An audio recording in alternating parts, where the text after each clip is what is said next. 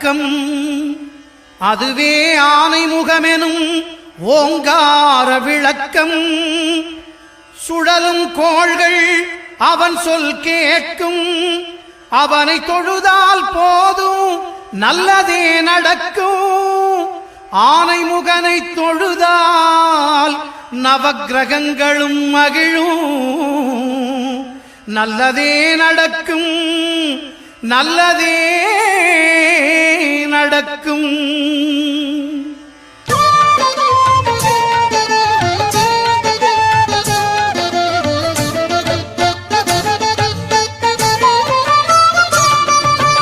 ஒன்பது கோளும் ஒன்றாய் காண அங்கு கற்பகம் என்னும் கடவுளின் மெய்யில். ஒன்பது கோளும் ஒன்றாய் காண அங்கு